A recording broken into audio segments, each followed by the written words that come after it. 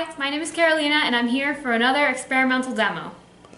And what we're going to do today is try to measure the heat of fusion for ice, which by the way is 80 calories per gram.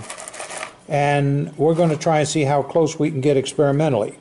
You can use the formula that I've just explained for what you're seeing. The first thing we're going to do is weigh the calorimeter, get its mass. I use the term weight, which is not technically correct.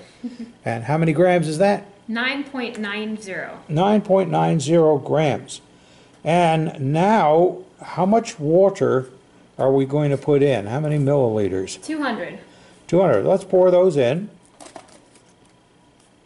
That's 200 grams. So we have 9 grams plus 200. That's 229 grams for both the calorimeter and the water. Okay? Now what we're going to do is we're going to measure its initial temperature too. So let's measure first? Well, the Mass. weight is, how much did you see there? 205.70. We lost 5 grams, so let's use the 205. It should be around 209, but maybe we didn't pour everything out. We'll see. Temperature-wise? Yes. It is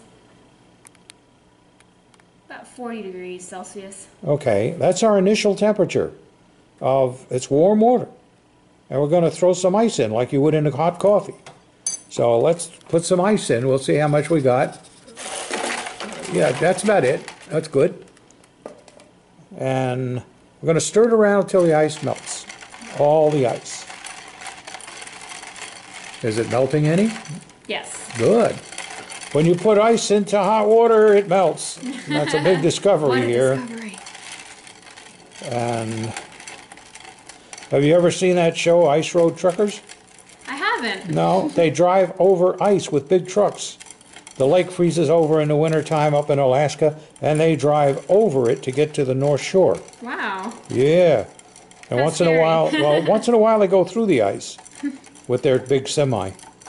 And that's not a good day. Ice is almost all melted. They get paid to do this. I hope they get paid enough. I think so if they're on TV. Yes, they do. All right, we're stirring to the point where we melt the ice. When the ice is fully melted, we're going to take that final temperature. We're not going to give it a chance to cool off more or anything like that. By the way, we use 2 nested styrofoam cups because they provide more insulation than commercial calorimeters that we would normally buy. Turns out to be that way. Okay, what is the final temperature?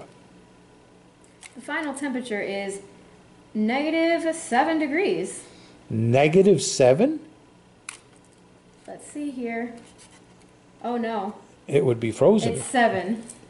It's 7 degrees. It's not under negative. 7 degrees. You mean that ice cooled it off to 7 degrees? Yep, sure did. From what was it? 40. From 40 to 7. So delta T is 33 Yep. degrees. That's a lot.